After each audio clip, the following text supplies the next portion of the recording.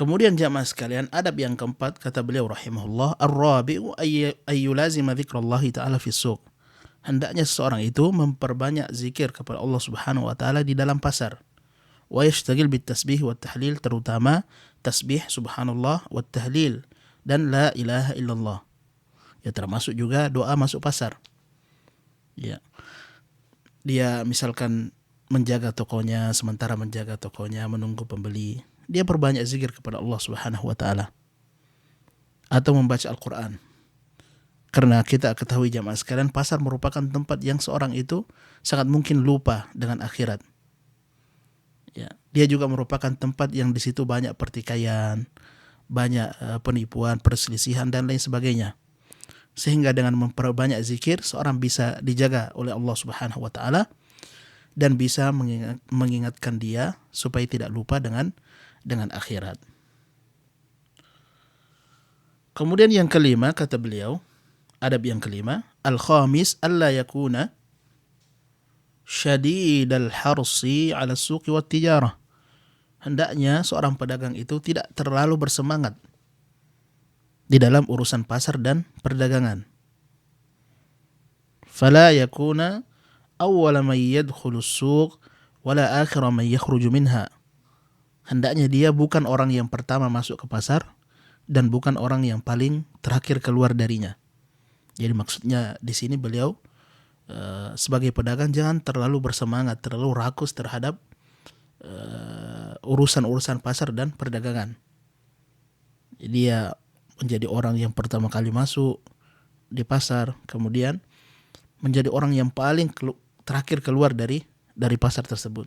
Ini menunjukkan dia orang yang paling rakus dan yang paling bersemangat di dalam mencari harta. Ini sebaiknya dihindari kata beliau rahimahullah. Kemudian yang keenam, as-sadis, alla yaktasira ala ijtinabil haram. Hendaknya seorang pedagang itu tidak hanya mencukupkan diri dari meninggalkan yang haram-haram saja. Bal yatawaqqa mawaqi' asy-syubahi wa mawadi' ar-raib. Akan tetapi hendaknya juga menjauhi hal-hal yang syubhat.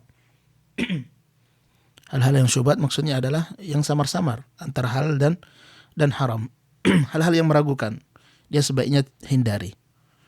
Wala yaqifu ma'al fatawa bal yastafti qalbahu, dan dia hendaknya tidak terlalu bersandar dengan fatwa dan hendaknya meminta fatwa dari hatinya sendiri. Jadi maksudnya terkadang itu jamaah sekalian, seorang alim memberikan kita fatwa, oh ini boleh. Akan tapi hati kita merasa resah dengan perbuatan tersebut.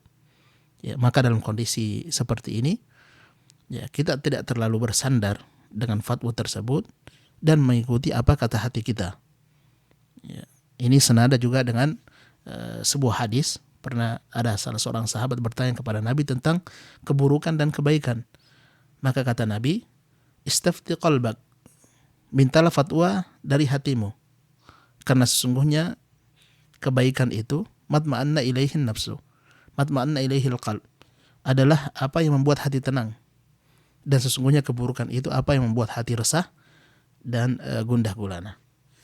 Jadi memang jamaah sekalian, terutama orang-orang yang hidup di dunia perdagangan, itu banyak hal-hal yang syubhat situ, yang meragukan dan lain sebagainya. Maka hendaknya untuk, kata beliau, menghindari hal-hal yang syubhat tersebut. Ya, termasuk di antara solusi adalah dia juga memperbanyak sedekah. Karena sedekah itulah yang akan membersihkan harta-hartanya. Karena jamaah sekalian, yang namanya perdagangan sangat jarang sekali kita temukan 100% bersih. Tidak ada hal-hal yang haram, tidak ada hal-hal yang syubhat, jarang sekali. Ya, sehingga maka disitulah disyariatkan bagi seorang pedagang untuk memperbanyak sedekah untuk membersihkan hartanya tadi dari hal-hal yang haram, hal-hal yang syubhat. Semakin banyak penghasilannya, maka semakin banyak pula sedekahnya, semakin banyak pula zakatnya dan lain sebagainya. Demikian jamaah yang dirahmati oleh Allah Subhanahu wa taala, 6 adab yang sangat indah yang dijelaskan oleh Al-Imam rahimahullah taala. Kita mohon kepada Allah Subhanahu wa taala untuk memberikan kita hidayah dan taufik untuk mengamalkannya. Wassallallahu ala nabiyyina Muhammad walhamdulillahi rabbil alamin.